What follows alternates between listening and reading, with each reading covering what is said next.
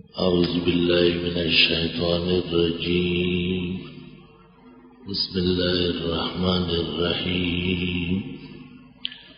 شهر رمضان الذي أنزل فيه القرآن هدى للناس وبينات من الهدى والفرقان فمن شهد منكم الشهر فليصم ومن كان مريضا أو على سفر فعدة من أيام أخر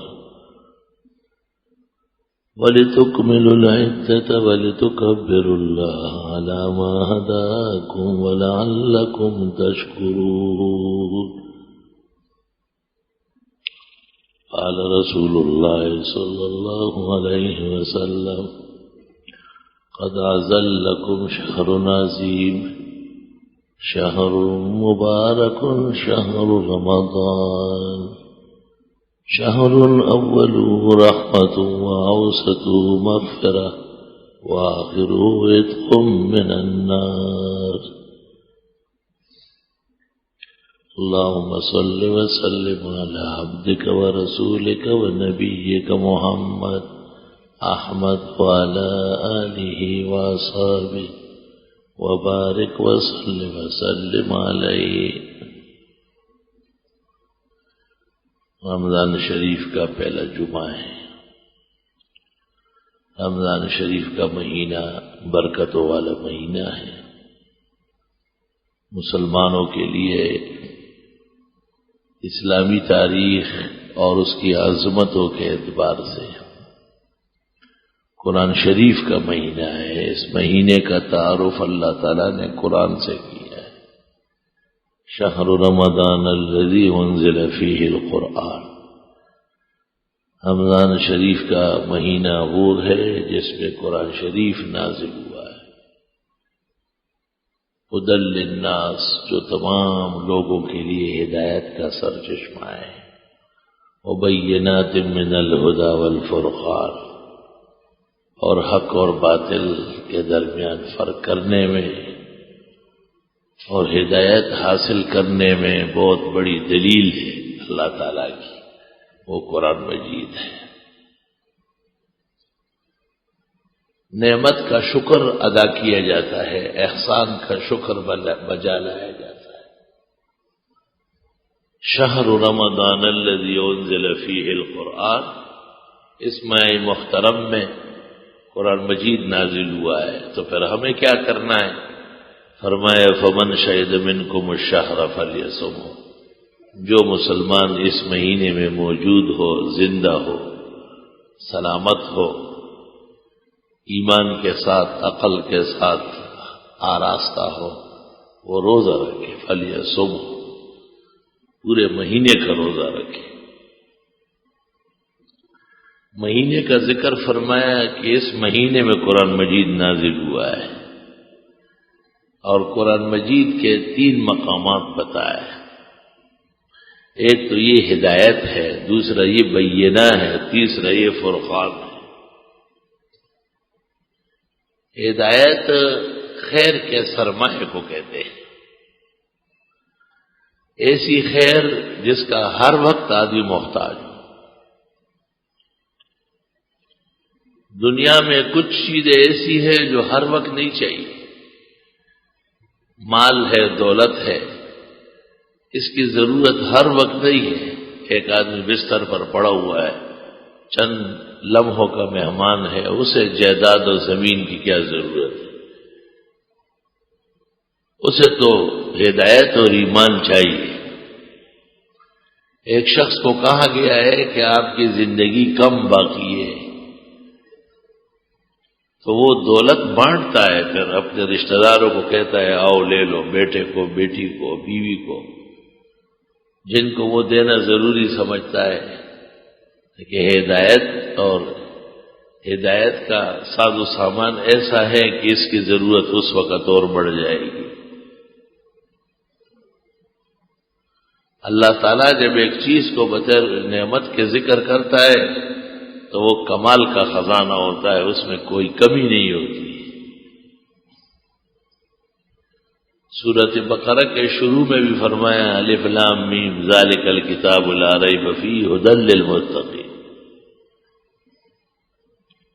یہ ایسی کتاب ہے جس میں کوئی شک شبہ نہیں ہے، عظیم ہے، برتر ہے، وہی ہے ہر زمانے اور ہر دور، ہر مرض اور ہر مصیبت، ہر قسم کے خیال فکر کا علاج اور مداوا اس میں موجود ہے.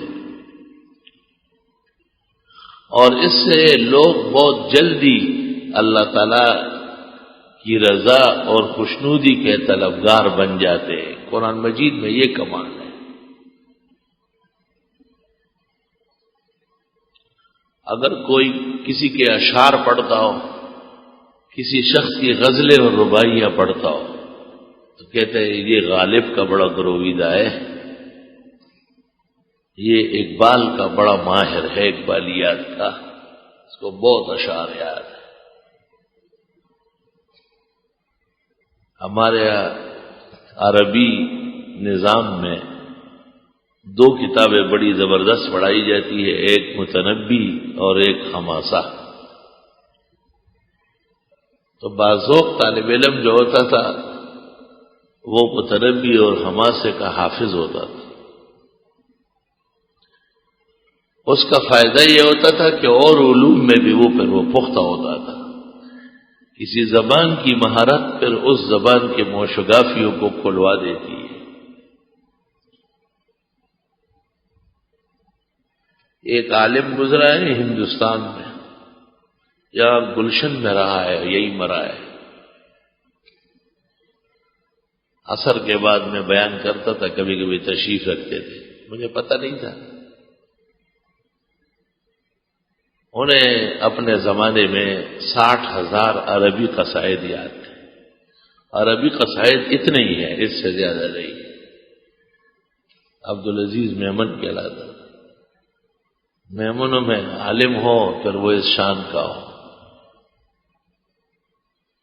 حضرت امام الاسر مولانا انور شاہ صاحب رحمۃ اللہ علیہ دارالعلوم دیوبند میں حدیث پڑھاتے ہوئے کسی لفظ کی تشریح میں کہتے تھے کہ میں نے مولوی عبدالعزیز میمن سے پوچھا ہے، وہ بھی یہی کہتے ہیں.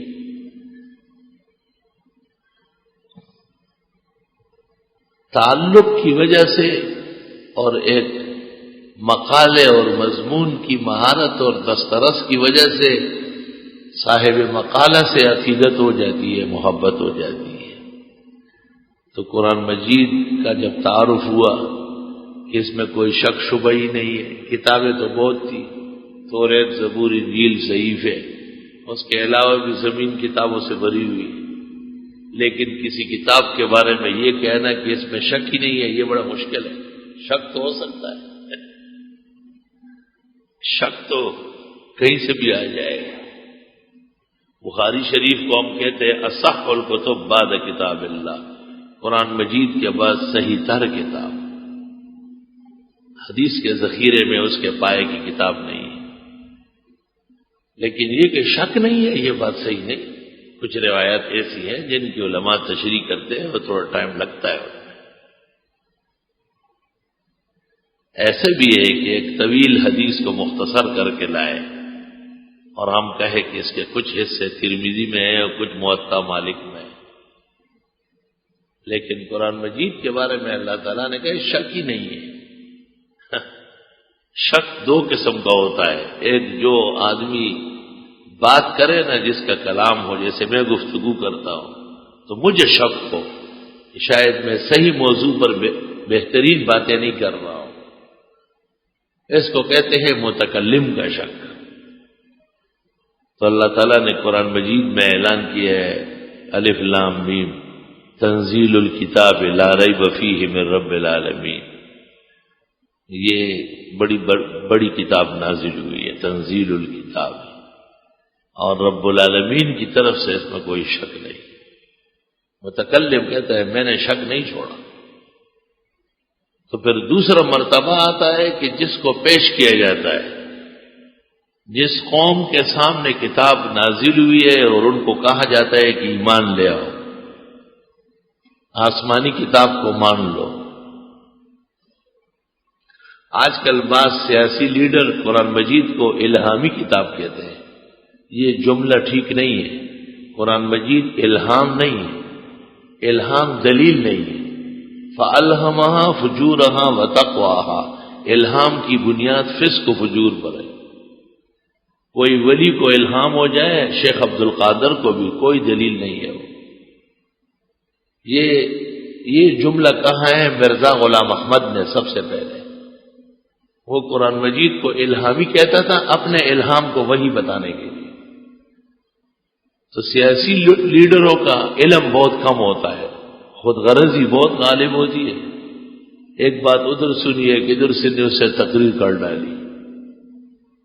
ایک بڑے سیاسی کو میں نے چند دن پہلے کہا، میں نے کہا یہ الہامی مرزائیوں کے ایجنٹ ہی تو نہیں کر رہے. میں نے کہا یہ تو غلام احمد نے حقیقت الوحی کے شروع میں لکھا ہے کہ قرآن بھی الہام ہے اور مجھے بھی الہام ہے. قرآن الہام نہیں ہے، قرآن وحی ہے، قطعی وحی ہے. ایسی وحی ہے کہ جب سے خدا نے وحی کا سلسلہ شروع کیا ہے، آدم علیہ السلام سے لے کر نوح علیہ السلام اور ابراہیم علیہ السلام سے لے کر نبی کریم صلی اللہ علیہ وسلم تک، ایسی وحی کی کوئی مثال نہیں ہے. اللہ تعالیٰ نے ایسی وحی میں توریت، زبور، انجیل وہ بھی اللہ تعالیٰ نے اپنے اپنے زمانے میں ہدایت کے لیے نازل کیا تھا. وَأَنزَلَ التَّوْرَاةَ وَالْإِنجِيلَ مِنْ قَبْلُ هُدًى لِلنَّاسِ، اس سے پہلے وہ ہدایت کی کتابیں تھیں. وَأَنزَلَ الْفُرْقَانَ، لیکن اب جب قرآن آیا تو اب کیا کہنا ہے. قرآن کو فرقان کہا کیونکہ قرآن نے فرق کر دیا ہے. توریت، زبور، انجیل کے دامن میں بھی جو جھوٹ بولا گیا تھا اس کو بالکل ہٹا دیا ہے. استغفر اللہ. توریت، زبور، انجیل میں جو روایتیں ہیں بیان کرنے کی نہیں، وہ بیان نہیں ہو سکتی. ہمت ہی نہیں ہے کسی مومن کی کہ وہ ممبر پر بیٹھ کر بیان کر لے. توبہ توبہ. قرآن اس لیے کہتا ہے وَهَذَا کتاب مبارک، یہ کتاب تو شرافتوں کا مجموعہ. اس کی زبان، لب و لہجہ، بیان، مقالہ، دعویٰ، دلیل، مقصد، غرض، معرفت، حکمت، ہر ایک خیر و برکت، حیا و تہذیب کا چشمہ ہے. قرآن سے آدمی جڑ جائے، تعلق رکھے تو برا آدمی اچھا ہو جاتا ہے. اچھا تو کمال معراج کو پہنچ جاتا ہے. چھوٹے چھوٹے بچے جب قرآن شریف پڑھتے ہیں تو یہاں کبھی کبھی میں دیکھتا ہوں یہ وضو خانے میں آ کے وضو کرتے ہیں تو وضو خاں وہ ٹوٹی تک پہنچتے نہیں ہیں، پانی لیتے ہیں تو گرنے لگتے ہیں. تو میں نے کہا ہاتھ منہ دھو لو کافی ہے. کہا نہیں، پورا وضو کرنا ہے. سپارہ پڑھتا ہوں میں قرآن شریف کا سپارہ پڑھتا ہوں، پورا وضو کرنا ہے. دوبارہ جب وضو خانہ بننے لگا تو میں نے اپنے انتظامیہ کو کہا کہ اس کا خیال رکھو، یہ چھوٹا بچہ بھی بہت آرام سے وضو کر لے. آپ کو اندازہ اس لیے نہیں ہے کہ میرے پاس یہاں بڑے بڑے پادری آئے ہیں گفتگو کے لیے مختلف اوقات. ان کی یہ کوشش ہوتی ہے کہ ہم ان سے یہ نہ پوچھیں کہ آپ کے ہاں طہارت کا مسئلہ ہے، بس یہ پوچھنا ہوتا ہے اور وہ اٹھ کے روانہ ہوتا ہے.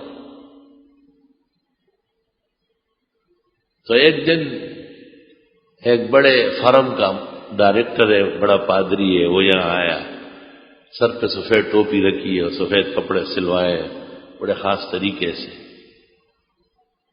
نام بھی اس طرح بتایا کہ شک نہ ہو. لیکن جب بات شروع ہو گئی تو میں نے کہا تم عیسائی پادری ہو؟ کہنے لگا کہ ہاں. تو میں نے اس سے 10-15 منٹ بعد پوچھا، میں نے کہا آپ کو یقین ہے کہ یہ موجودہ عیسائیت عیسیٰ علیہ السلام کا بقیہ ہے؟ تو چپ ہو گیا.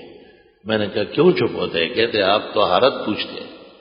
طہارت نہیں ہے ہمارے، وضو و غسل نہیں. میں نے کہا عیسیٰ علیہ السلام نے 33 سال آسمان پر جانے سے پہلے گزارے، اس پر تو اتفاق ہے۔ مولانا انور شاہ صاحب نے تو عقیدت الاسلام میں لکھا ہے کہ 83 سال کی عمر میں گئے، چلو 33 سال مان لو، تو حضرت نے ایک دن بھی اپنے حواری اور صحابہ کو وضو نہیں سکھایا، ایک دن بھی انہوں نے اللہ تعالیٰ کے حضور 2 رکعت پڑھنے کا نہیں کہا، اور انجیل کو ہاتھ میں نہیں دیا کسی کو، کس طرح دیتے تھے، کیسے پکڑتے تھے؟ اتنے میں دیکھا تو ہمارے چھوٹے چھوٹے بچے جو ناظرہ پڑھتے ہیں وہ آنے لگے۔ میں نے کہا یہ دیکھو یہ چھوٹے بچے آ رہے ہیں، وضو خانے میں وضو کرنے بیٹھتے ہیں۔ ایک بچے کو میں نے بلایا، میں نے کہا بات سنو، میں نے کہا آج بغیر وضو کیے سپارہ پڑھ لو۔ اس نے کہا نہ بالکل نہیں۔ میں نے کہا کیوں؟ بہت بڑا گناہ ہے، ایسا نہیں ہو سکتا۔ میں نے کہا اس کو پتا ہے کہ میں ان کا مذہبی عالم ہوں، سب کچھ پتا ہے، لیکن قرآن کی عظمت اتنی معلوم ہے کہ میری بات بھی نہیں مانتے۔ میں نے کہا دیکھو ایک چھوٹا سا بچہ شریعت محمدی کا مسجد میں کھڑا ہے، سخت سردی کا موسم ہے، ٹھٹر رہا ہے، اور وضو کرنا ہے مکمل، کیونکہ ہمارے دین میں اور اسلام میں پاکی بہت زیادہ ہے الحمدللہ۔ مجھے اگر خدا تعالیٰ نے توفیق دی تو میں اس موضوع پر ایک کتاب لکھوں گا، اسلام اور اسلام کا مقدس نظام، اور اس میں طہارت کی تشریح کروں گا کہ طہارت کہتے کس کو ہے۔ اللہ اکبر۔ حدیث شریف میں ہے جناب نبی کریم صلی اللہ علیہ وسلم جب وضو فرماتے تھے، صحابہ فرماتے ہیں کہ جب آپ وضو فرماتے تھے تو ہمیں ایسا محسوس ہوتا تھا کہ وضو کے ہر قطرے کے ساتھ فرشتہ اس قطرے کو اٹھاتا ہے، کیونکہ ایک بوند ہمیں مل نہیں رہا۔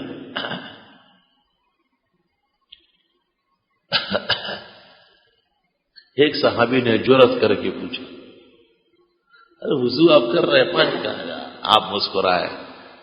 آپ نے فرمایا خدا کا پیغمبر وضو کرے، آسمان و زمین اس کے تبرکات اور اس کے تقدس کے اپنے آپ کو محتاج سمجھتے ہیں۔ آپ نے الفاظ اس طرح فرمائے کہ وہ سب اس کو لے لیتے ہیں۔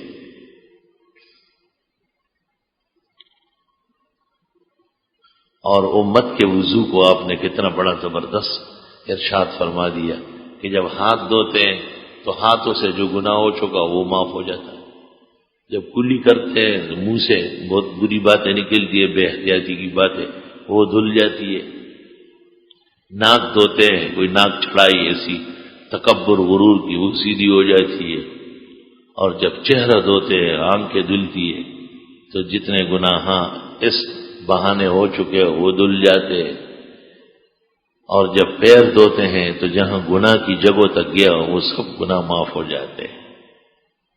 ترمذی شریف میں ہے کہ یہ شخص جب وضو سے فارغ ہوتا ہے، وضو کر کے فارغ ہوتا ہے، فتحت لہو ثمانیۃ ابواب الجنہ، 8 جنت کے 7 دروازے یا 7 جنت کے 8 دروازے اس کے لیے کھل جاتے ہیں۔ بھئی اب آؤ، سوال یہ ہے کہ وضو مقصد نہیں ہے، مقصد تو نماز ہے۔ علماء لکھتے ہیں اگر کسی کو نماز نہیں پڑھنی ہے یا عبادت کرنے کا وقت نہیں ہے تو وضو ضروری نہیں ہے۔ یہ بھی ایک باب ہے۔ رسول اللہ صلی اللہ علیہ وسلم ایک دفعہ پیشاب سے فارغ ہوئے تو حضرت عمر سرائی لے کے آئے۔ آپ نے ایسے دیکھا کہ کیا ہے؟ کہا کہ آپ فارغ ہو گئے، آپ وضو کر لیں۔ آپ نے فرمایا ما امرتو کلما بلتو انا اتوضا، مجھے یہ نہیں کہا گیا کہ جب بھی فارغ ہو جاؤ ضرور وضو کر لو، جب عبادت کا وقت آئے گا وضو کروں گا۔ اب یہ جامعیت کی بات ہے۔ اگر پیغمبر اس طرح ہونا کہ بس ہم وقت جہاں پانی وہاں وضو، ہر وقت وضو، تو پھر ہم جیسے کمزور بہت دور ہو جاتے ہیں۔ کبھی کبھی آدمی کہتے ہیں کہ چلو آج جب نماز کا وقت قریب آئے گا تو کریں گے، ابھی بیٹھنے دو۔ ما امرت کلما بلت انا اتوضا، رسول اللہ صلی اللہ علیہ وسلم نے اس کی بھی اجازت دی، اس کی بھی اجازت دی کہ چلو ایسے کرو۔ اللہ. اور جب خطرہ محسوس ہوا تو خطرے کے لیے پھر علاج وضو ہے. خطرہ کس چیز کا خطرہ؟ 3 خطرے ہیں. ایک خطرہ یہ کہ ممکن ہے یہ آخری رات ہو، ممکن ہے اس رات میں یہ شخص عبادت نہ کر سکے، اٹھ نہ سکے. ایسا بھی ہوتا ہے، آدمی بڑا ارادہ کر کے لیٹتا ہے، معلوم ہوتا ہے صبح ہو گئی، انسان کمزور ہے. اور تیسرا خطرہ یہ ہے کہ بے وضو آدمی جب رات کو سوتا ہے تو شیاطین اور جنات اس کے پلنگ کے ارد گرد جمع ہوتے ہیں، اور باوضو آدمی جب سوتا ہے تو ملائک پہرا دیتے ہیں. تو دیکھو اب پیغمبر نے کیا کہا. اب آپ نے فرمایا کہ جو شخص رات کو سونے لگے اور وہ وضو کر کے سوئے اور دعا مانگ، یہ دعا پڑھ لے: اللہم اسلمت وجہی الیک وفوضت امری الیک والجأت ظہری الیک رغبتا ورہبتا الیک لا ملجا ولا منجا الا منک آمنت بکتابک الذی انزلت وبنبیک الذی ارسلت. یہ دعا ہے. دعا کا حاصل یہ ہے: خدایا میں آپ کے سپرد ہوں، میرے سارے امور آپ کے حوالے ہیں، میرا سہارا اور تکیہ ہی آپ ہے، مجھے محبت بھی آپ سے ہے اور ڈر بھی آپ سے لگتا ہے. میں اس قرآن پہ ایمان لائے ہوں جسے آپ نے نازل کیا، اور اس پیغمبر پر ایمان لائے ہوں جس کو آپ نے نبی بنا کے بھیجا ہے. یہ دعا پڑھ لی اور دائیں کروٹ پر سو گیا. بخاری شریف میں ہے اگر اس رات کو مر گیا تو مسلمان موت مرے گا، اور یقین اور ایمان کا اطمینان اس شخص کو نصیب ہو جائے. اس حدیث پر امام بخاری نے کتاب الوضو کے اخیر میں باب قائم کیا ہے، باب فضل من بات علی الوضو. یہ باب ہے کہ باوضو سونا بہت بڑی فضیلت کی بات ہے. رسول اللہ صلی اللہ علیہ وسلم نے بڑی ترغیب دی. یہ مسئلہ پورا سمجھے کہ نیند کرنا سونا یہ خطرات کے منہ میں جانا ہے، کوئی آسان کام نہیں ہے. اللہ تعالیٰ نے اس کے ساتھ آدمی کی ضرورت وابستہ کی ہے. آدمی جب خوش ہو جاتا ہے کہتے ذرا سوتا ہوں، لیکن جب سوتا ہے تو دعا کیا پڑھتا ہے؟ بسم کا اموت و احیا، تیرا نام لے کے سوتا ہوں اور اٹھوں گا. لیکن صیغہ مات یموتو کا آیا ہے، نیند کو موت کہہ دیا ہے. اور جب صبح نیند سے بیدار ہوتا ہے تو پھر کہتا ہے الحمدللہ الذی احیانا بعد ما اماتنا. ہم تو مر چکے تھے، خدا تیرا شکر ہے کہ پھر اٹھا لایا. وَإِلَيْهِ النُّشُورُ. جیسے ہم رات کو بالکل خاموش، پوری کراچی، پورا گلشن بالکل خاموش، پتہ ہی نہیں کہ کوئی بندہ بشر ہے، صبح دیکھو تو پھر چہل پہل. اس طرح ایک دن یہ دنیا خاموش ہو جائے گی، کوئی نظر نہیں آئے گا، اور خدایا پھر میدان حشر آپ گرما دیں گے. وَإِلَيْكَ النُّشُورُ کا مطلب یہ ہے کہ جیسے ہم رات کو خاموش ہو گئے، کچھ دیر کے لیے روح نے جسم کا ساتھ چھوڑ دیا، صرف اپنا ایک چوکیدار رکھا تھا جو جسم کی حفاظت کر لے. اور جب موت کا وقت آتا ہے تو چوکیدار کو بھی کہا جاتا ہے کہ نکلو یہاں سے، تیری بھی ضرورت نہیں ہے. تو بس آدمی ختم ہو جاتا ہے، ٹھنڈا ہو جاتا ہے. کہتے ہیں اب اس کا جنازہ پڑھو، دفناؤ اس کو. استغفر اللہ استغفر اللہ. باوضو سونے کی تاکید اس لیے آئی کہ جو شخص باوضو سوتا ہے اس کی رات عبادت میں گزرتی ہے، غفلت سے بچ جاتا ہے. اور ویسے بھی آدمی میں اتنی تہذیب تو ہونی چاہیے کہ وضو کر لیا، تیار ہو گیا، سونے لگا ہے تو 2-4 رکعت بھی پڑھ سکتے ہیں. اللہ اکبر. اگر نوافل کا وقت نہیں ہے، وتر پڑھ چکے آپ، وقت ایسا ہے کہ نفل نہیں پڑھنا چاہیے، تو اور بھی بہت کام کرنے کے. مصلی بچھا لو، قبلہ رخ بیٹھ جاؤ، تلاوت کر لو، استغفار کر لو، دعاؤں میں مشغول ہو جاؤ. ام المومنین نے جب حضرت سے پوچھا تھا کہ اگر یہ مبارک رات مجھے مل گئی تو میں کیا کروں گی، تو آپ نے دعائیں تعلیم فرمائی کہ یہ دعائیں مانگا کرے آپ۔ مبارک راتوں میں دعاؤں کا بھی بڑا زور و شور رہتا ہے۔ والمستغفرین بالاسحار، کامل ایمان والوں کو کہا ہے کہ یہ سحری کے وقت استغفار میں لگے ہوتے ہیں، دعاؤں میں لگے ہوتے ہیں۔ بہرحال چونکہ ہماری کتاب آسمانی، قرآن کریم بڑی مقدس اور معظم کتاب ہے، ہمارا ہر مسئلہ زوردار ہے، ہر مضمون لائق اعتبار ہے، اور زندگی کا پورا سرمایہ اس کے اندر موجود ہے۔ شہر رمضان الذی انزل فیہ القرآن، وہ رمضان کے مہینے میں تو قرآن نازل ہوا ہے، ھدی للناس وبینات من الہدی والفرقان، لوگوں کے لیے ہدایت ہے اور حق اور باطل کے درمیان فرق کرنے کا بہت بڑا ساز و سامان ہے۔ قرآن مجید نازل ہونے کے بعد یہود کی گرما گرمی ختم ہو گئی، عیسائیوں کی سازشیں تس نس ہو گئی، مشرکین کا دجل اور فریب سب پہچان گئے۔ ھدی للناس کا مطلب یہ ہے وبینات من الہدی والفرقان۔ آدمی کو جب پتہ نہ ہونا تو مہنگے ریٹ پر کمزور قیمت کا کپڑا لے لیتا ہے، آدمی جانتا نہیں ہے تو شہد کے بہانے گڑ کا شربت لے لیتا ہے، اس کے اوپر لکھا ہوتا ہے بیری کا شہد، کیونکہ گڑ کا شربت کالا ہوتا ہے، اس کو معلوم نہیں ہے، غریب کو یہ کہتے ہیں بہت اچھا۔ اور جب آدمی کو معلوم نہ ہو تو ایسی دکان میں چلے جاتا ہے جس کا کام بناوٹ اور جعل سازی ہو،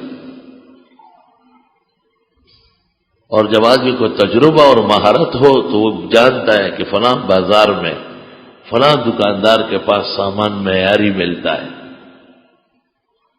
فلاں کوالٹی کا کپڑا وہ خوبصورت بھی ہے، پائیدار بھی ہے، اور اتنی قیمت کا واقعتاً وہ ہے۔ یہ علم سے تعلق رکھتا ہے۔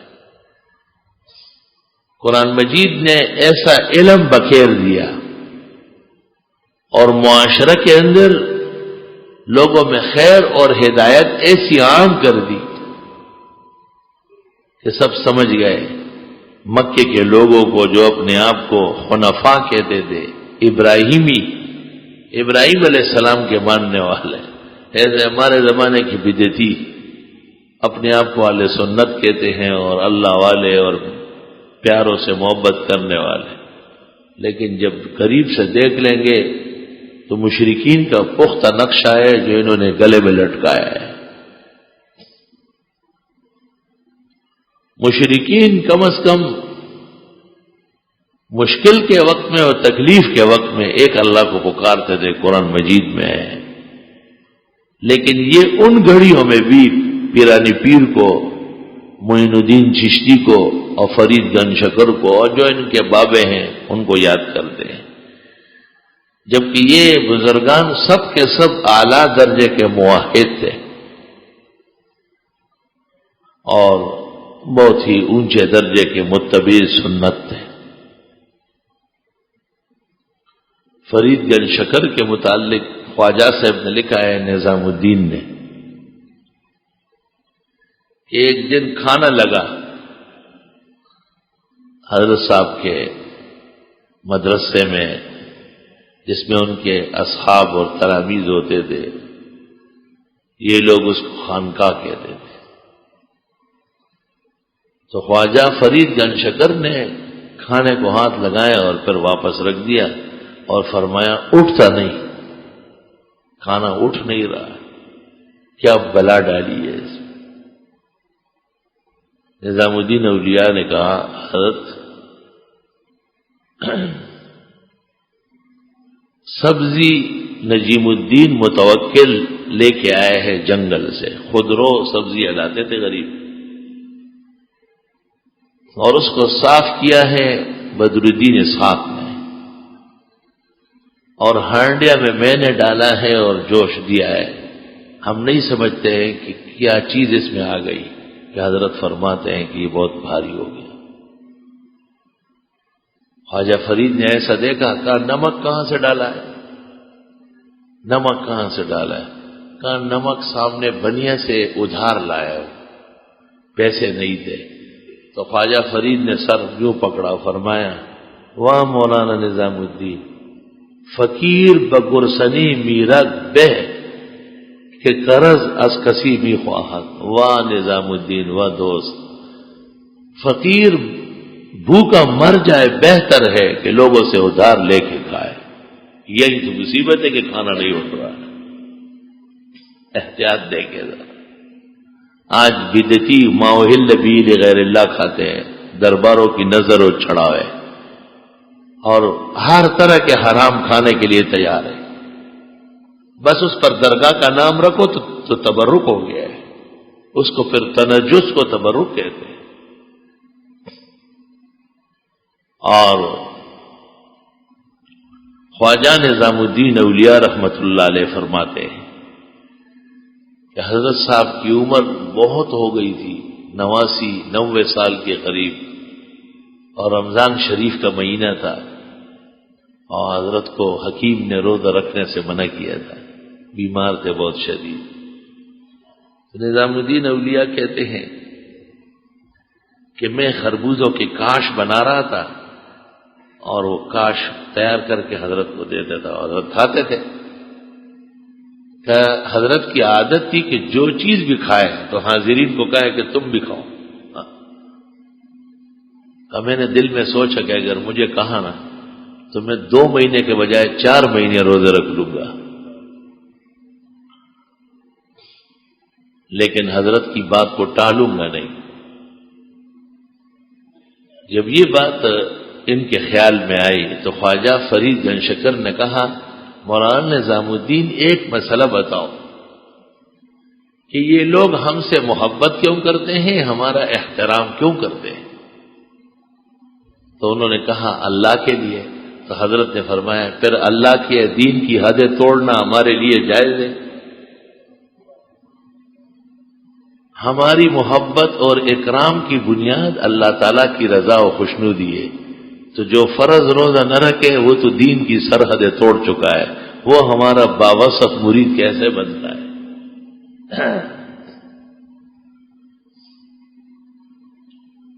اس زمانے کے پیروں میں ایک نقصان یہ آ گیا کہ یہ اصلاح نہیں کر سکتے۔ اصلاح 2 قسم کی ہوتی ہے، ایک وہ شخص اصلاح کرتا ہے جس کو شریعت پر عبور ہو، اس کو پتہ ہو کہ یہ کام کرنے کے ہیں اور یہ کام نہیں کرنے کے، تو جب کرنے والا کام کوئی نہ کرے اور جو نہیں کرنا چاہیے وہ کرے تو شیخ مداخلت کرتا ہے کہ ہاں ایسا نہیں کرے۔ اصلاح کی پہلی بنیاد علم ہے۔ جب ایک شخص کو پتہ نہیں ہے، وہ جانتا نہیں، تو سمجھائے گا کہاں سے؟ دوسرا یہ کہ بندوں کی خیرخواہی کا غلبہ ہو، بندوں کی خیر خواہی کی صفت موجود ہو کہ یہ شخص خیر خواہ ہے۔ خیر خواہی جاہل آدمی اس میں سمجھتا ہے کہ ایک آدمی غلط نماز پڑھتا ہے، کہتے ہیں میں کہہ دوں گا دل ٹوٹ جائے گا اس کا، وہ نماز توڑ رہا ہے، یہ کہتے ہیں دل ٹوٹ جائے گا۔ اس کی مثال ایسی ہے جس طرح ایک جگہ برتن میں پیشاب رکھا ہوا ہے، ایک پیاسا آ رہا ہے، آپ اس کو نہیں کہتے کہ یہ پیشاب ہے، آپ کہتے ہیں خیر ہے، خیر خواہی اس میں ہے کہ یہ پی لے، تو یہ تو اس کی صحت، اس کی شریعت، اس کی زندگی کے خلاف کر رہا ہے۔ تو پیران طریقت پر جہل کا غلبہ ہے، وہ کہتے ہیں کہ اگر ہم نے لوگوں کو کہہ دیا تو ان کا دل ٹوٹ جائے گا۔ شریعت ٹوٹ رہی ہے، خیر ہے، سرحد شریعت کی مجروح ہو رہی ہے، وہ سب برداشت ہے، اور یہ ان کی کم فہمی ہے، سخت کم فہمی ہے ان کی، کیونکہ شریعت ہی خیر خواہی کا مجموعہ ہے۔ شریعت پر ہی اتفاق ہوگا تو زبردست قسم کی خیر خواہی ہوگی۔ میں اس کی مثال دیتا ہوں، آپ دیکھیں۔ جناب نبی کریم صلی اللہ علیہ وسلم تشریف فرما تھے اور آپ نے پانی نوش فرمایا، جو بچ گیا تو دائیں طرف ایک اعرابی بیٹھا ہوا تھا، کم درجے کا مسلمان، اور بائیں طرف ابو بکر صدیق بیٹھے تھے۔ آپ کی بڑی خواہش تھی کہ بچا ہوا پانی ابو بکر پی لے، اللہ نے ان کو آپ کے لیے چنا ہے، حدیث شریف میں ہے، اور آپ نے فرمایا جس مٹی سے میں پیدا ہوں اسی سے ابو بکر عمر بھی پیدا ہے، اور آپ نے فرمایا ہم تینوں ایک ہی جگہ میں دفن ہوں گے اور قیامت کے دن تینوں اس طرح اٹھیں گے، اور آپ نے فرمایا جس سرزمین پر ابو بکر ہو اللہ اجازت نہیں دیتا کہ کوئی اور امام بن جائے، اب اللہ یوم بالناس الا ابو بکر۔ لیکن یہاں ایک مسئلہ پیش آیا کہ بچی ہوئی چیز بطور تبرک کے یا ضرورت کے دائیں طرف والے کا حق ہے، بائیں طرف والے کا حق نہیں۔ تو آپ نے اس اعرابی سے کہا آپ اجازت دیتے ہیں یہ پانی جو بچا ہوا ہے بنتا تیرا ہے، ابو بکر کو دینا۔ اس نے کہا لا اسرنا حدا نہ، میں کسی کو اپنے اوپر کیوں ترجیح دوں، اللہ نے یہ خزانہ آب حیات کا مجھے دینا ہے۔ اس زمانے کا کم عقل ہو تو ہاں بڑے شوق سے دے، ان کو قدر کہاں ہے، یہ تو ایک بات جانتے ہیں، ان کے خیال میں ہر بات ادب ہوتی ہے۔ حضرت کو کہا کہ نہیں حضرت آپ کا بچا ہوا پانی مجھے کب نصیب ہوگا اس کے بعد، یہ تو ایک وقت ہے، لا اسرن احدن لا نفسی، ہاں میں کسی اور کو اپنے اوپر ترجیح نہیں دے سکتا۔ تو آپ نے فرمایا تو ہی رکھ، فتلو فی یدی، غصے ہو کر کے آپ نے فرمایا چلو رکھو۔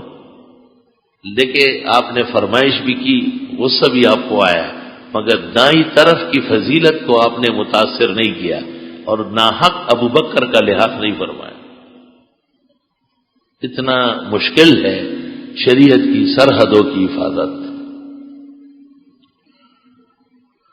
علماء کرام میں بھی دو قسم کے ہیں، یہ جو ننگے سر پیدا ہو گئے اور پانچے ٹخن میں پڑے رہتے ہیں، یہ علماء کرام کے لحاظ کی وجہ سے سب کو ایک جیسے مسئلہ معلوم ہے، اس میں میری کوئی مستقل رائے نہیں ہے، میں بھی علماء ہی کا تابع ہوں، ان کا ادنا خادم ہوں کہ ننگے سر نماز سنت کے خلاف ہے، ادب کے خلاف ہے، تہذیب کے خلاف ہے، مسجد کے آداب کے خلاف ہے، لیکن وہ حضرات نہیں فرماتے، ان کے ہاں صف اول میں بھی ننگے سروں کا بھرمار ہوتا ہے، ایسا لگتا ہے جیسے ننگے سر خاص جمع کیے گئے، اور یہاں الحمدللہ محلے میں بھی نہیں ملتے۔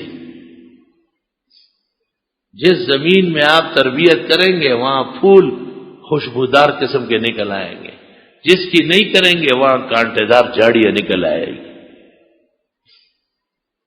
جناب نبی کریم صلی اللہ علیہ وسلم صحابہ کرام کی زبردست تربیت فرماتے تھے۔ حضرت علی رضی اللہ تعالی عنہ بیماری سے اٹھ کے آئے تھے، کافی دن بخار رہا،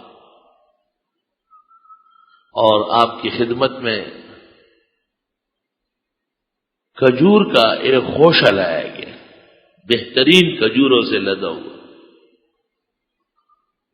تو حضرت علی ساتھ کھانے لگے، تو آپ نے کہا انت ناکح، آپ بیماری سے اٹھے ہیں اور یہ بہت گرم ہے اور مضبوط قسم کے کھجور ہے، طبیعت خراب ہو جائے گی، منع فرما دیا۔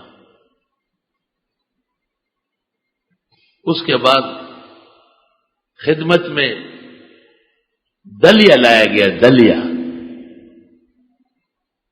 تو حضرت علی کھجور کی طرح اس سے بھی بچ رہے تھے، آپ نے کہا کل ھذا انفع لک، یہ کھائے یہ آپ کے لیے فائدہ مند، کیونکہ یہ معدے کے لیے زود ہضم ہے، بیماری سے اٹھنے کے بعد ایسی چیزیں کھانا جس کے ہاضمے میں دیر لگے تکلیف دے، دوبارہ بخار ہو جائے، اور ایسی چیزیں کھانا جو ہلکی ہو جلدی ہضم ہو وہ نافع ہے۔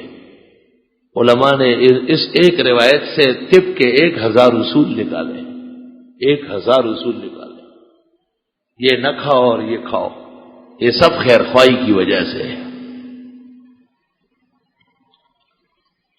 آپ نے فرمایا جو کوئی پیاز اور لہسن کھائے مسجد میں نہ آئے۔ مقصد یہ نہیں تھا کہ لوگ مسجد نہیں آئیں گے، مقصد یہ تھا کہ لوگ نماز کے اوقات میں کچا پیاز اور لہسن نہ کھائے۔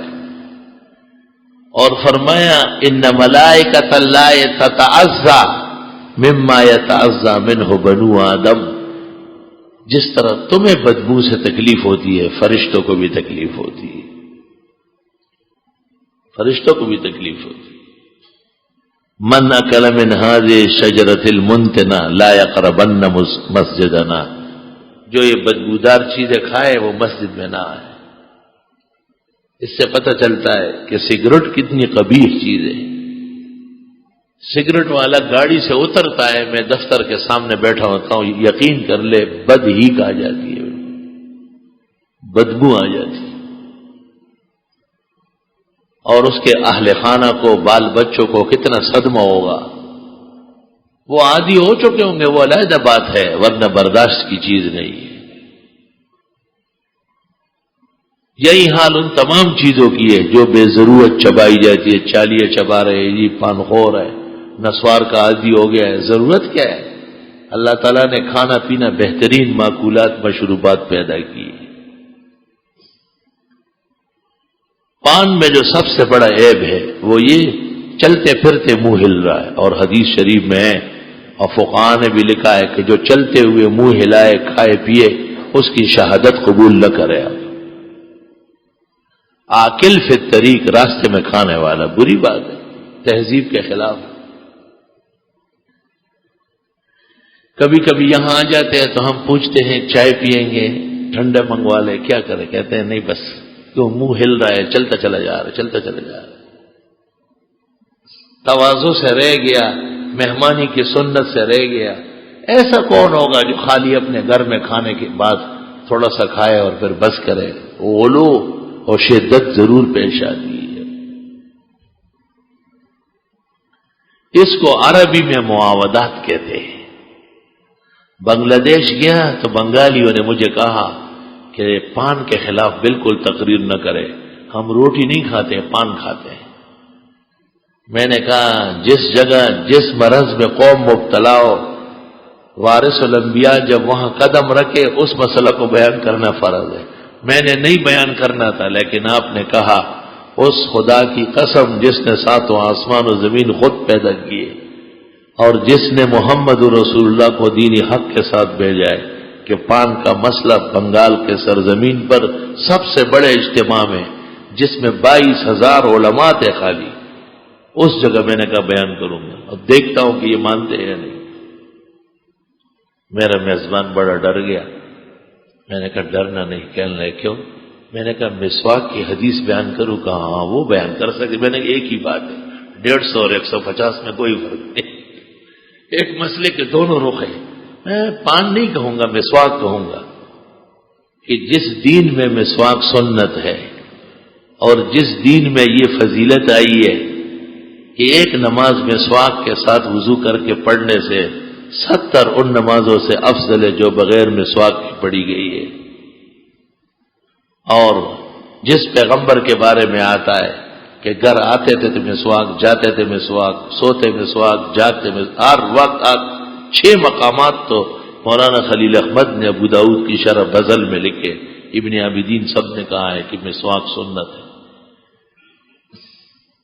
اور حضرت کا جب وصال ہو رہا تھا، عبد الرحمن ابن ابی بکر، ابو بکر صدیق کا بیٹا، ام المومنین عائشہ کا بھائی عیادت کرنے آیا، حضرت کیا حال ہے؟ اس کے ہاتھ میں مسواک کی بڑی خوبصورت تازی، بالکل حضرت بڑی فکر سے ان کو دیکھ رہے تھے۔ تو حضرت عائشہ نے فرمایا آپ مسواک چاہتے ہیں میں دے دوں؟ آپ نے کہا ہاں۔ تو آپ نے عبد الرحمن سے مسواک لیا، اس کو دھویا، پھر اس کو اپنے منہ میں نرم کیا، اچھی طرح نرم کر کے پھر حضرت کو دیا۔ ام المومنین فرماتی ہے کہ آپ نے ایسا بہترین مسواک کیا، اتنا آرام آرام سے اوپر اوپر نیچے علیحدہ علیحدہ ہر طرف، کہ میں بہت خوش ہو گئی کہ ہاں حضرت صلی اللہ علیہ وسلم کی صحت آج بہت اچھی ہے، کیونکہ اس طرح آرام آرام تسلی سے مسواک کرنا بیماری میں یہ کوئی آسان کام نہیں ہے۔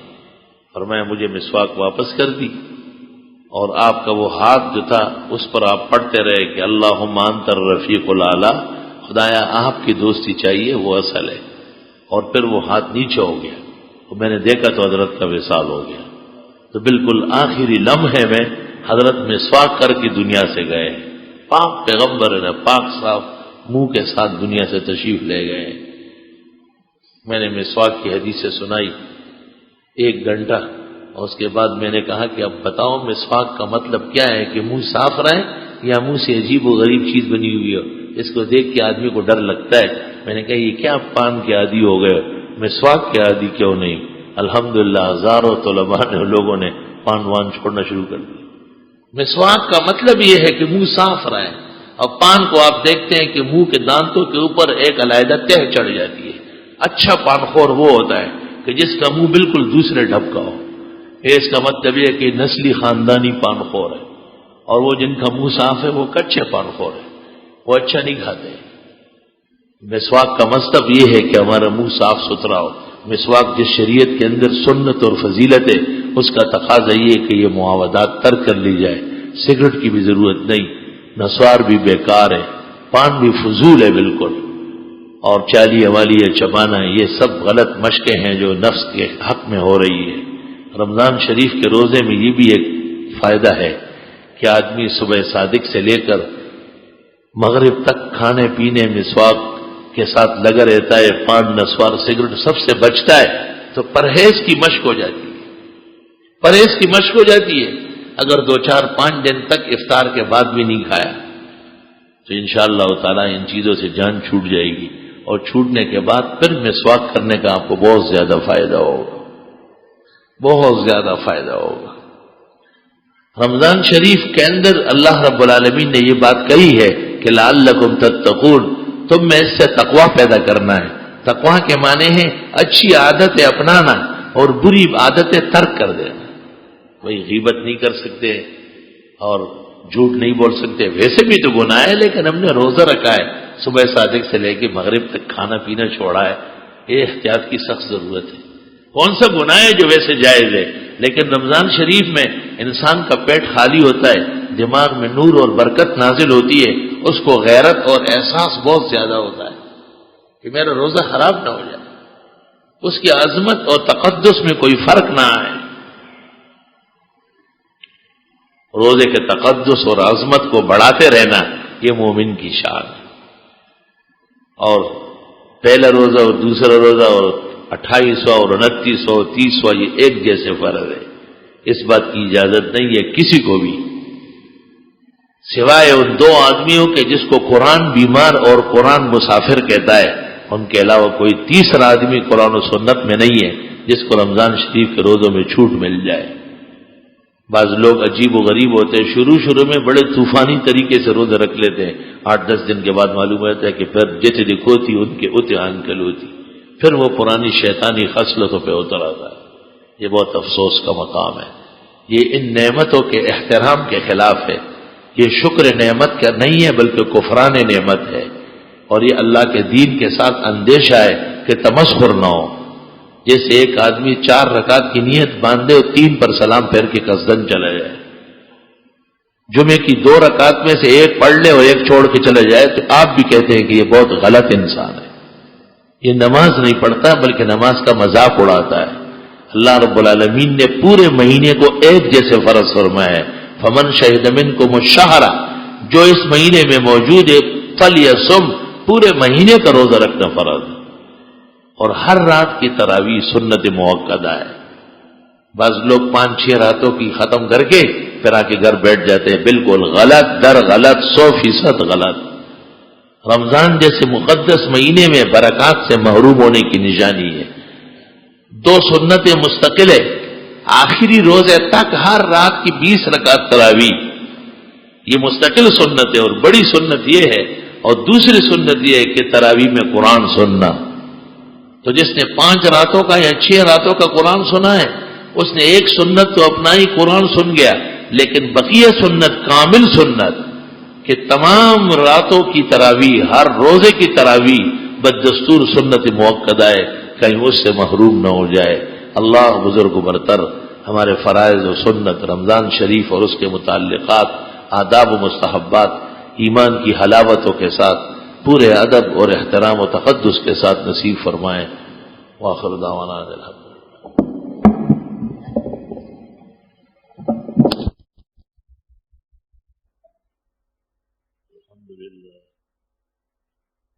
अल्हम्दुलिल्लाह हम्दन कसीरा व सुब्हानल्लाहि बुकरतन व असीला। अल्लाहु अकबर कबीरा। अशहदु अल्ला इलाहा इल्लल्लाह वहदहु ला शरीका लह व अशहदु अन्न सय्यदना व नबियना व मौलाना मुहम्मदन अहमद अब्दुहु व रसूलुहु सल्लल्लाहु तआला अलैहि व अला आलिहि व अस्हाबिहि व बारक व सल्लम। अम्मा बाद फ़अऊज़ु बिल्लाहि मिनश शैतानिर रजीम। बिस्मिल्लाहिर रहमानिर रहीम। या अय्युहल्लज़ीना आमनू कुतिबा अलैकुमुस सियाम कमा कुतिबा अलल्लज़ीना मिन क़ब्लिकुम लअल्लकुम तत्तक़ून। अय्यामम मादूदात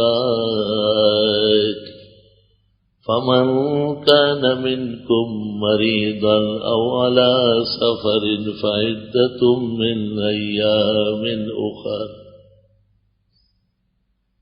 वअलल्लज़ीन युतीक़ूनहु फ़िद्यतुन तआमु मिस्कीन फमन ततव्वा खैरन फहुव खैरुल लह व अन तसूमू खैरुल लकुम इन कुंतुम तालमून। शहरु रमज़ान अल्लज़ी उन्ज़िल फ़ीहिल क़ुरआन हुदल लिन्नासि व बय्यिनातिन मिनल हुदा वल फ़ुरक़ान फमन शहिद मिनकुमुश शहर फ़लयसुम वमन कान मरीदन औ अला सफ़रिन फ़इद्दतुम मिन अय्यामिन उख़र। युरीदुल्लाहु बिकुमुल युस्र वला युरीदु बिकुमुल उस्र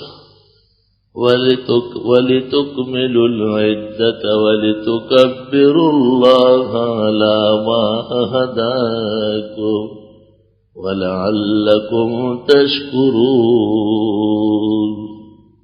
क़ाल अन्नबिय्यु सल्लल्लाहु अलैहि वसल्लम शहरु रमज़ान शहरुम मुबारकुन शहरुल मवासात अव्वलुहु रहमतुन व अवसतुहु मग़फ़िरह व आखिरुहु इत्क़ुम मिनन नार।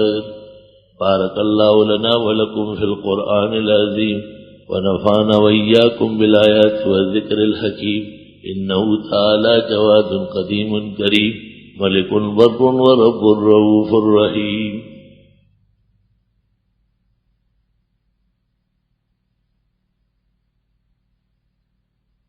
अल्हम्दुलिल्लाह जल्ल व अला व सल्लल्लाहु व सल्लम अला रसूलिहिल मुस्तफ़ा व नबिय्यिहिल मुज्तबा व अमीनिही अला वह्यिस समा वअला आलिहिन नुजबा व अस्हाबिहिल अत्क़िया अफ़ज़लिल ख़लाइक़ बअदल अंबिया वमन बिहदीहिम इक़्तदा व बिआसारिहिम इक़्तफ़ा मिनल मुफ़स्सिरीन वल मुहद्दिसीन वल फ़ुक़हा इला यौमिल जज़ा। क़ाल अन्नबिय्यु सल्लल्लाहु अलैहि वसल्लम ابو بکر فی الجنہ، عمر فی الجنہ، عثمان فی الجنہ، علی فی الجنہ، زبیر فی الجنہ، طلحہ فی الجنہ، عبد الرحمن ابن عوف فی الجنہ، ابو عبیدۃ بن الجراح فی الجنہ، سعد بن ابی وقاص فی الجنہ، سعید بن زید فی الجنہ. قال النبی صلی اللہ علیہ وسلم خیر نساء بنی اسرائیل مریم وخير نساء هذه الأمة خديجة وفضل عائشة على النساء كفضل الثريد على سائر الطعام وفاطمة سيدة نساء أهل الجنة. إن الله يأمر بالعدل والإحسان وإيتاء ذي القربى وينهى عن الفحشاء والمنكر والبغي يعظكم لعلكم تذكرون.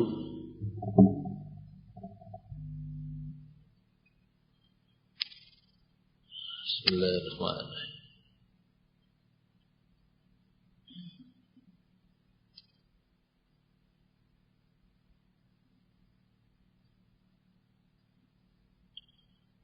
انہوں نے پوچھا ہے کہ ایک شخص مر چکا ہے، اس کے 1 مہینے کے روزوں کی کتنی قضا ہے؟ قضا نہیں، فدیہ. قضا کسی کی طرف سے کوئی نہیں کر سکتا، نہ کوئی کسی کی طرف سے نماز پڑھ سکتا ہے، نہ روزہ رکھ سکتا ہے، البتہ فدیہ دے سکتا ہے. ایک فطرانہ جتنا ہوتا ہے عید الفطر کے موقع پر، اتنا ایک روزے کا اتنا فدیہ ہے.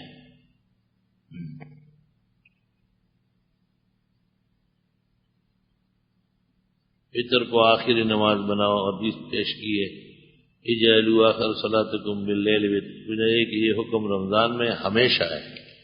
رمضان اور شعبان دونوں میں ایک جیسے ہوگا، ساری زندگی کے لیے ہوگا کہ رات کی آخری نماز وتر ہے. قوم سبا میں بھیجے گئے نام نبی کا کیا تھا؟ انبیاء کے بہت سارے نام اللہ تعالی نے نہیں لیے ہیں. وَرُسُلًا قَدْ قَصَصْنَاهُمْ عَلَيْكَ وَرُسُلًا لَمْ نَقْصُصْهُمْ. عورت تراویح مرد کے پیچھے ادا کر سکتی ہے؟ کیوں نہیں کر سکتی؟ جب بیچ میں حجاب ہو، پردہ ہو، خواتین کے لیے علیحدہ انتظام ہو، اور مرد امام کو اطلاع ہو کہ وہ عورت کی جماعت کی نیت کر لے. کتنے سال کا بچہ تراویح سنا سکتا ہے؟ 15 سال کا لڑکا جب اس کی علامات مردانہ واضح ہو، خط کاٹ صحیح ہو، تو تراویح میں امامت کر سکتا ہے، فرض اور وتر میں نہیں. فرض اور وتر میں بڑا آدمی کرنا ہے. مجدد کے معنی ہیں دین کو نئے سرے سے پیش کرنے والا، 100 سال میں جو بدعات و رسوم پھیلے ہو ان کو ہٹانے والا. آپ کے خیال میں اس صدی کے مجدد کون سی ہستی؟ بعض کہتے ہیں مولانا اشرف علی، بعض تو اپنے شخص کو کہیں گے. مولانا اشرف علی اپنے دور کے تھے، شیخ الاسلام حضرت مولانا حسین احمد مدنی اپنے دور کے تھے. اس دور اور زمانے کے مجدد اور مجتہد حقیقتاً مولانا مفتی محمود صاحب تھے رحمت اللہ علیہ. ان میں وہ تمام صفات موجود ہے جو مجتہد اور مجدد کی ہونی چاہیے. لمعات میں شیخ عبدالحق نے لکھا ہے کہ مجدد حکومت کے خلاف ہوتا ہے اور ہمیشہ حکومتی پالیسیوں کا رد کرتا ہے، کیونکہ حکومتوں کے ہاں بے احتیاطی بہت ہوتی ہے. ایک لڑکا جو اپنے والد کا انتہائی نافرمان ہے، اپنے باپ کو انتہائی برے القاب سے پکارتے ہیں. اب باپ میں اتنی طاقت نہیں کہ اس کو مارے، کیا باپ کے لیے اس کے حق میں بد دعا دینی جائز ہے؟ بد دعا دے تو نہیں، لیکن جب اس کا دل دکھتا ہے اور بے ادبی ہوتی ہے، بد دعا دینے کی ضرورت نہیں، وہ ویسے ہی ہلاک ہو جائے. باقی نافرمان اولاد کے لیے بد دعائیں جائز ہے. عورت کو ماہواری کے بعد جو غسل کرنا ہے، کیا وہ عام غسل ہوگا یا اس میں غسل کے فرائض پورے کرنے؟ غسل کے فرائض یہی ہیں کہ پورا جسم دھل جائے، کلی کیا جائے، ناک میں پانی ڈالا جائے. بچے پر کتنی عمر میں نماز روزہ فرض ہو جاتا ہے؟ 9 سال کی لڑکی اور 12 سال کا لڑکا جب صحت مند ہو، کوئی عذر نہ ہو، تو وہ نماز اور روزے ان پر فرض ہو جائے۔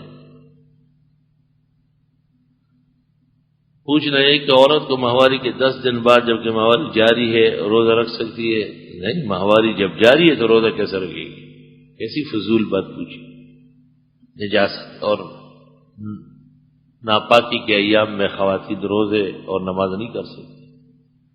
توحید کا مطلب آپ صلی اللہ علیہ وسلم کے ہر جگہ ناظر نہیں ہونا ہے، اور یہ صرف ذاتی باری تعالیٰ کی صفت ہے۔ آپ یہ بھی کہتے ہیں کہ مدینہ شریف سے گاڑی میں گزرتے ہوئے یا رسول اللہ پر آپ سنتے ہیں اور جواب بھی دیتے، کیا یہ حاضر ناظر نے لے؟ حاضر ناظر کیسے ہوئے؟ حضرت صلی اللہ علیہ وسلم کے روزے رسول کے پاس سلام پڑھا جائے تو آپ نے فرمایا میں سنتا ہوں، اور دوسرے جگہ سے گاڑی سے دور سے آپ نے فرمایا ان للہ ملائکہ سیاحین فی الارض یبلغون عن امتی السلام، وہ سلام پہنچاتے ہیں۔ اور پھر اگر آپ وہاں سے سنتے ہیں، وہاں سے نہیں سنتے ہیں، اپنے صغرا اور کبرا غلط بنائے ہیں۔ صرف قبر کے پاس سننے کی حدیث آئی ہے، اس لیے وہ ماننا پڑتا ہے۔ اگر کوئی امام ہاتھ ناف پر باندھنے کے بعد تکبیر تحریمہ کہے تو کیا یہ عمل درست ہے؟ نہیں سر، یہ سنت کے خلاف ہے۔ جب تکبیر تحریمہ کہے گا تو ہاتھ اٹھے ہوئے ہوں گے، پھر اللہ اکبر کر کے ہاتھ نیچے کرے، اللہ اکبر کے بعد ہاتھ نیچے کرے۔ سونے کی زکوٰۃ اس کی مالیت پر یا جو قیمت بازار پر ہے، جس وقت زکوٰۃ فرض ہوئی اور ادا کی جاتی ہے، سونے کی قیمت مارکیٹ میں اس دن جو ہوگی اس کے حساب سے زکوٰۃ دی جائے گی۔ مخدوم ہاشم شاہ ولی اللہ کے زمانے کے اہل حدیث عمارت رکھتے بہت بڑے، سنا ہے شاہ ولی اللہ نے ان سے اجازت حدیث حاصل کی، نہیں یہ صحیح نہیں، شاہ ولی اللہ نے ان سے اجازت حدیث حاصل نہیں کی ہے۔ نیز ان کے اتحاف الاکابر کیسی کتاب ہے؟ بہترین کتاب ہے۔ مخدوم کی اور کتابیں تو درست ہے، لیکن ایک فتاوی شائع ہے، اس میں بعض بدعات کی تائید ہے، اور صلاۃ السلام جو ان کا شائع ہوا ہے، جو لدھیانوی صاحب نے شائع کیا ہے، اس میں خلاف شرع درود موجود ہے۔ کیا فرض نماز کے پہلی 2 رکعتوں میں فاتحہ کے بعد دونوں رکعتوں میں ایک جیسی یعنی دونوں میں سورہ اخلاص پڑھ سکتے ہیں؟ جی ہاں، مجبوراً تو پڑھ سکتے ہیں، ویسے جو صورت یاد ہے تو متعدد پڑھیں۔ ہمارے بلوچوں کا رواج ہے کہ عید نماز کے بعد 3 دن تک گلے ملتے ہیں اور ایک دوسرے سے حق معاف کرتے ہیں۔ یہ بروئے شریعت صحیح ہے، بہت تھک جاتے ہو گے 3 دن تک مسلسل گلے مل رہے ہیں۔ ہاں، ایک ہی دن صحیح طرح کس کے مل لے،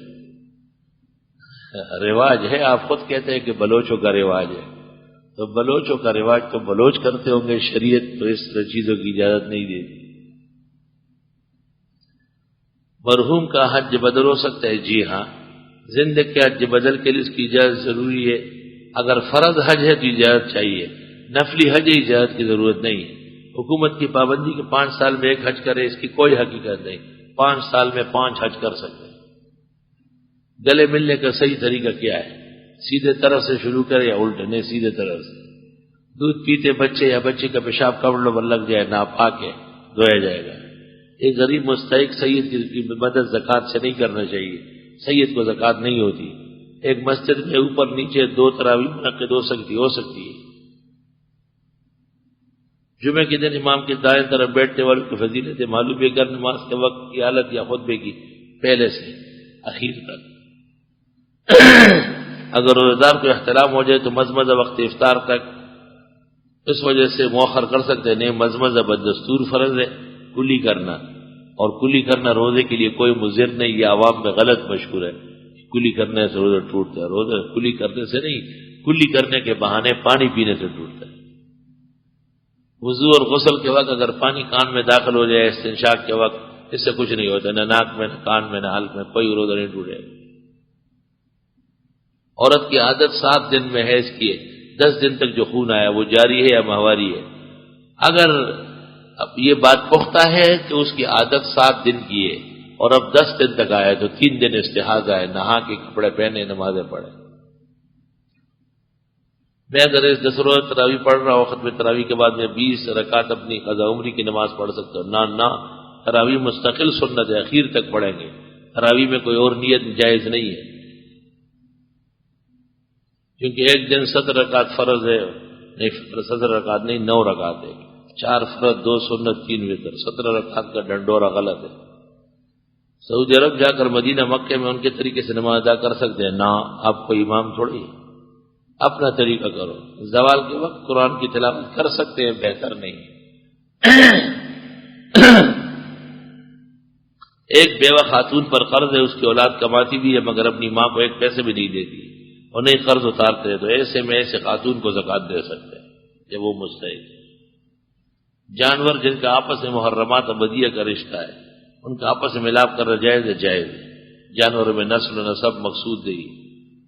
تراویح کی نماز کسی ایک مسجد میں پڑھنا لازمی، یہاں تک کہ مکمل ہو جائے، بہتر یہ ہے۔ ضروری تراویح ہے، ایک مسجد ضروری نہیں۔ عرض یہ کہ حضرت کے نام کے ساتھ سواد یا سلام یہ منع ہے، بیعت بھی ہے، پورا صلی اللہ علیہ وسلم لکھنا چاہیے۔ سب سے پہلے جس نے سواد لکھا ہے حضرت بنوری نے معارف حسن شرح ترمذی میں لکھا ہے، اس کا ہاتھ کٹ گیا تھا۔ بعض لوگ کہتے ہیں کہ رسول اللہ صلی اللہ علیہ وسلم جو قضاء حاجت سے فارغ ہو کر آتے تو صاحب بعد میں اس جگہ جاتے تو خوشبو آتی، یہ بات درست ہے، حدیث کی کتابوں سے یہ ثابت ہے۔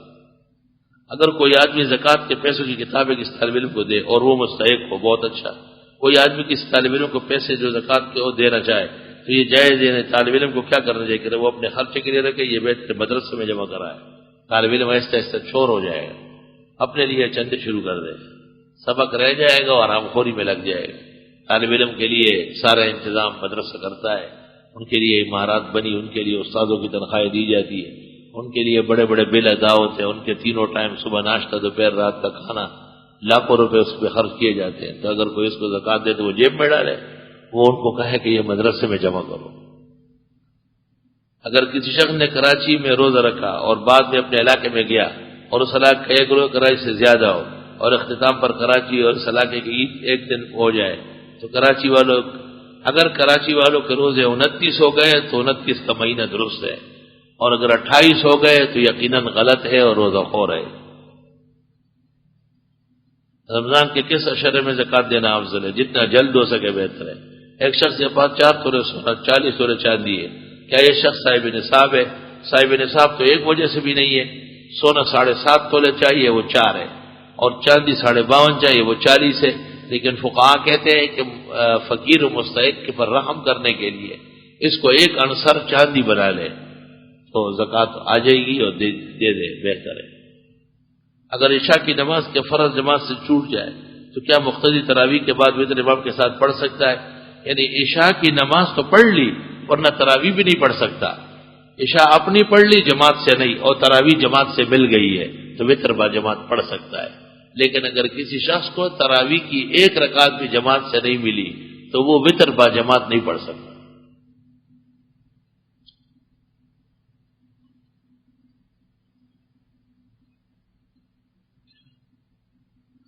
دعائے قنوت یاد نہ ہو تو کوئی اور دعا یا سورت پڑھ سکتے ہیں جی، ربنا آتنا فی الدنیا۔ استحاضہ عورت جب نماز پڑھ سکتی ہے تو کیا روزہ بھی جیا روزہ بھی رکھے گی؟ گزشتہ اس مستحاضہ بیمار کو کہتے ہیں، حیض والی کو نہیں کہتے ہیں کہ ایسا نہ ہو کہ حیض والی سے روزہ رکھوا لے۔ استحاضہ کا مطلب ہے کہ ماہواری مکمل ہو گئی، بیماری کا خون آتا ہے، وہ چونکہ ماہواری نہیں ہے، خاتون کے ناپاک ایام نہیں سمجھے جاتے، اس لیے حکم یہ ہے کہ وہ کپڑے صاف پہن لے، نہا دھو لے، اور ہر نماز کے لیے تازہ تازہ وضو کرتی رہے اور نمازیں بھی پڑھے اور روزے بھی رکھے۔ گزشتہ سے پہلے سے جمعے کو آپ نے سائل کے جواب میں کہا کہ بعد نماز وتر کوئی نفل نہیں، چند اشکالات ہیں۔ عشاء میں 17 رکعت، پہلی بات غلط، 17 رکعت ڈکوسلا ہے، بے بنیاد بات ہے، 9 رکعت ہے، نفلیں نہیں گنی جاتی، نفلیں ہر شخص کی مرضی ہے۔ فطر کے بعد کوئی صلاۃ توبہ حاجت نہیں پڑھ سکتے، فطر کے بعد قضا نماز پڑھ سکتے، نفل بنا ہے، قضا تو فرض ہے، وہ تو نفل نہیں ہے۔ لیکن یاد رکھنا کہ قضا لوگوں کے سامنے پڑھنا یا مسجد میں پڑھنا ناجائز ہے، کیونکہ لوگوں کو گناہ پر گواہ بنانا ہے۔ کسی نے جمعے کے دن صبح صادق سے قبل غسل کر لیا تو کیا اس کو جمعے کے مسجد غسل کی فضیلت حاصل ہو جائے گی؟ ایک قول یہ بھی ہے کہ جمعے کا دن کا غسل ہے. دوسرا قول یہ ہے کہ نہیں، غسل کر کے اس کے ساتھ نماز پڑھے تو یہ افضل و بہتر ہے. کچھ رقم پر سال گزر گیا، کچھ رقم پر نہیں گزرا. کیا تمام پیسوں پر جب آدمی صاحب نصاب ہے اور کل پونجی پر زکوٰۃ سال گزر گیا تو درمیان میں جو نئی رقم آئی، فائدے ہوئے ہیں، چند چیزوں کا مالک ہوا ہے، اصل کے ساتھ جمع کر کل کی زکوٰۃ دی جائے گی. بغیر عید کے مہینے میں میری شادی ہوئی، بقرعید کے مہینے میں، اور زیور بھی اس وقت ملا ہے، اب تک سال رمضان اس کی زکوٰۃ نکالتی، کیا یہ صحیح ہے؟ سال گزرنے سے پہلے بھی زکوٰۃ دینا افضل ہے. حدیث میں ہے کہ بیت اللہ شریف گرانا چھوٹا گناہ ہے اور کسی مسلمان کو گالی دینا بڑا گناہ ہے. مجھے یہ حدیث یاد نہیں ہے، کسی کتاب میں ہو تو مجھے دکھا رہے. تراویح کی دعا 4 رکعت کے بعد پڑھنا شروع کرنا چاہیے، یا تراویح کے شروع میں نہیں، تراویح کی ہر 4 رکعت کے بعد سبحان ذی الملک والملکوت پڑھنا بہتر ہے. سیاست میں تعویذ کی کوئی حدیث ہے، ترمذی میں ہے نا، کہ جو بچے پڑھ سکتے تھے ان کو معوذتین پڑھاتے تھے، جو نہیں پڑھ سکتے تھے کتبناہا فی سکۃ وعلقناہا، ہم نے کاغذ پہ لکھ کے گلے میں ڈالا. ہم نے اپنی 2 لڑکیوں کا نکاح اپنے چچا کے 2 لڑکوں سے کیا، لیکن ایک لڑکی کا نکاح ہم نے اس چچا کے لڑکے کے ساتھ کیا ہے جس نے اس لڑکی کے بھائی کے ساتھ اس کی ماں کا دودھ پیا ہے. ہم نے اس چچا کے لڑکے کے ساتھ کیا ہے جس نے اس لڑکی کے بھائی کے ساتھ جو کیا ہوا ہے وہ اس لڑکی کا کچھ بھی نہیں ہے. پھر بعد میں یہ لڑکی پیدا ہوئی تو کہ نہیں، وہ لڑکا جو پی چکا ہے وہ اسی تک حرمت ہے، اس کے بہن بھائیوں تک نہیں ہے. بندے کے چچا کے ابھی حال میں گردے کا آپریشن ہوا ہے، اللہ صحت و شفا عطا فرمائے. الحمدللہ رب العالمین. نستغفرک اللہم ونسألک السلام والعافیہ. ربنا آتنا فی الدنیا حسنہ وفی الآخرۃ حسنہ وقنا عذاب النار. اللہم انا نعوذ بک من عقابک وفتنۃ عبادک وشر بلادک. اللہم ارحم عبادک وبلادک اما یوجب مقتک وغضبک. اللہم ولی امورنا خیارنا ولا تولی امورنا شرارنا وارزقنا حکومتا صالحة عادلة التي ترى عبادك وبلادك عما يوجب مقتك وغضبك. صلی اللہ علیہ وسلم.